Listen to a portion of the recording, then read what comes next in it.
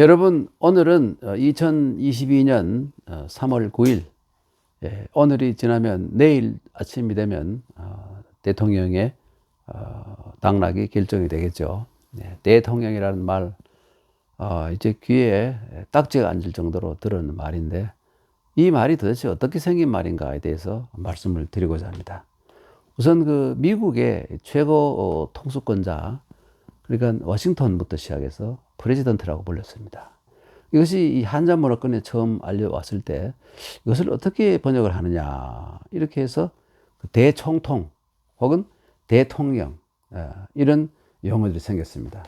그런데 아까 말 대총통 혹은 대통령, 총통령, 총통령, 대만에서는 이 장씨 정권에서 장개석, 그리고 장경국, 총통이라고 그랬지 않습니까? 그래서 총통령이라는 말도 있었고, 이것을 대통령이라고 하기도 했고, 또 이렇게 하기도 했습니다. 백리세,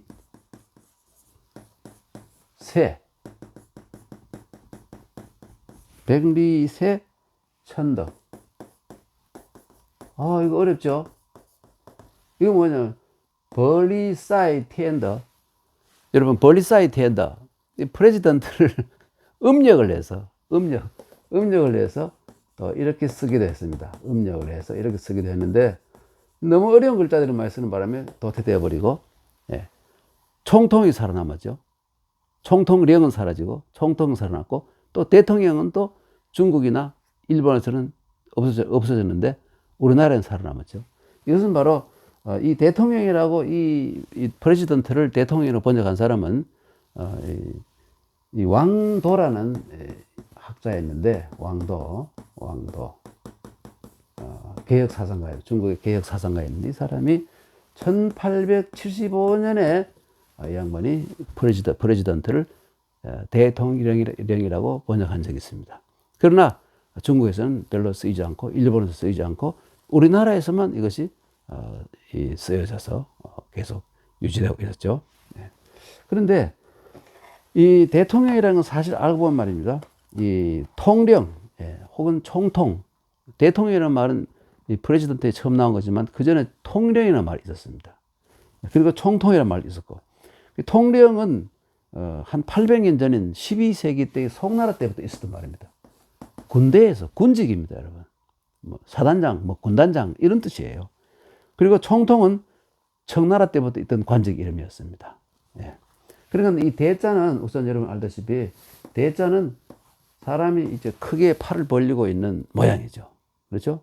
모양이고, 어떤 사람이 저에게 가끔 뭘 물어오기도 하는데, 이번에 최근에 뭐라고 물어봤냐면, 이 대자하고 태자를 쓰고 이거는 남자고 이건 여자가 아니냐, 이렇게 질문을 했습니다. 제가 대답하기 좀 난처한, 남자고 여자고 이렇게 물어서 좀 대답하기 난처하고, 그게 아니고 남자와 여자가 아니고, 이 대자와 이 태자의 차이점은 뭐냐면, 이게 아주 오래전 갑골문 시대부터 요거를 대자를 2번 쓰니까 귀찮으니까 이 한 개 하고 점을 하나 찍어 가지고, 그러니까 이 결국은 뭐냐면 땡땡하고 마찬가지로 크고 크다는 뜻으로 이 태자를 쓰던 겁니다. 이 대보다는 태가 사실은 더 크다는 의미를 가지고 있는 것이죠.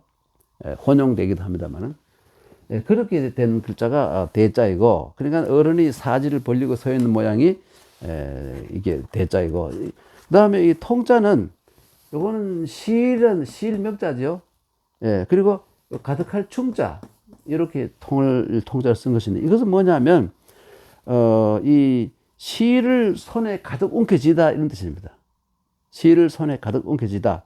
거기서 추출한 실 가운데 실마리, 실머리를 실마리라 그러죠. 실마리를 통이라는 것입니다. 그 다음에 그러니까 여기에서 통솔 하다, 그렇죠? 그 다음에 통괄하다는 이런 의미가 생겨난 겁니다. 령은 말이죠, 명령할 영자에다가 머리 혈자, 이것이 이를 더한 글자인데, 령의 본뜻의 명령이라는 것은 틀림없는 것이고, 그 다음에 요 아랫부분이 이것이 뭐냐면 꿇어앉은 사람의 모양이고요, 윗부분에 이것은 뭐냐면 이 위에서 명령하는 사람의 입이다, 이렇게 일반적으로 하죠. 그러니까 명령하는 사람과 명령을 듣는 사람, 그 명령이라는 의미가 여기서 생겨났다. 이렇게 보는 것이고요. 예, 그 다음에 이 혈은 뭐냐면 또 사람, 머리를 뜻하니까 사람이라는 뜻이 되죠. 그런데 이 글자는, 뭐냐면, 원래 뜻은 뭐냐면 사람의 큰 머리를 뜻해요. 령이라는 말이. 예, 그래서, 이 각 부족의 우두머리들을 모아서 명령한다는 이런, 의미에서 추출해낸 영도자 할 때, 영도하다 할 때 영자가. 그런데 또 이 글자의 또 한 가지 의미는 뭐냐면, 사람의 목을 그 사람 목덜미라 그러는데, 목덜미 그러면 그 뒤를 얘기하잖아요. 그래서 사실 원래 뜻은 뭐냐면, 목 전체를 의미하는 글자였습니다. 그러다가, 목덜미라고 생각하는 사람은 있지만, 목이 결국은 뭐냐면, 그 인간의 몸 가운데서 가장 그 취약한 곳이죠. 그래서, 이 요도 허리고, 목. 허리와 목을 상대방이 뺏기면 인간이 그 힘을 못 쓰잖아요. 그래서 요령이라는 것은 뭐냐면 결국은 어떤 사물에 있어서 가장 핵심적이고 중요한 부분, 그것을 요령이라. 요와 령을 잘 보호를 해야 되겠죠. 예. 적과의 싸움이라는 이런 데서 요령이라는 말이 그래 생긴 것입니다.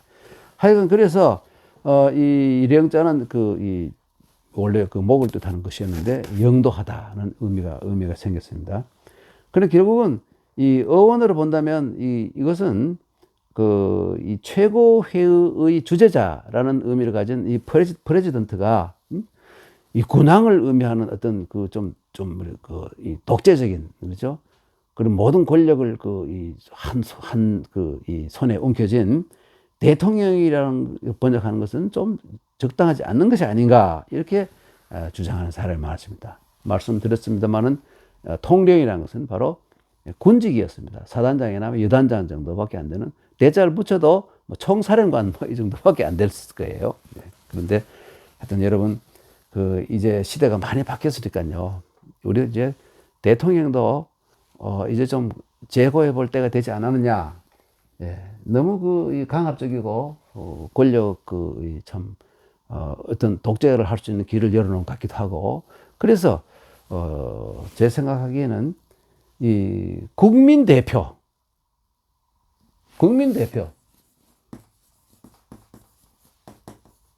혹은 그냥 국가대표 뭐 이런 용어를 쓴 것이 낫지 않겠느냐. 얼마나 좋습니까? 예. 이 국민대표, 국가대표 뭐 이런 다른 용어로 바꿀 때가 되지 않느냐 하는 그런 생각을 해봅니다. 오늘은 대통령, 특히 통령이라는 것은 바로 프레지던트를, 대통령이라는 말이 프레지던트를 왕타오라는 이 중국의 사상가가 처음 번역한 말이라는 거. 그게 한 150년 됐습니까? 아까 말씀드렸습니다. 이 양반이 왕도가 1875년에 처음 번역했던 용어입니다. 그리고 일본이나 중국에서도 버리고 쓰지 않는 용어인데 유독 우리나라만 이것을 쓰고 있습니다. 또 의미가 이제는 뭘까요? 좀 너무 고압적이고, 그러죠? 독재적인 의미가 좀 들어있기 때문에 바꿔야 되지 않느냐 하는 그런 말씀을 올린 겁니다. 여러분, 한번 생각해 볼 만한 화제가 아니겠습니까? 다음 시간에 또 뵙겠습니다. 여러분, 감사합니다.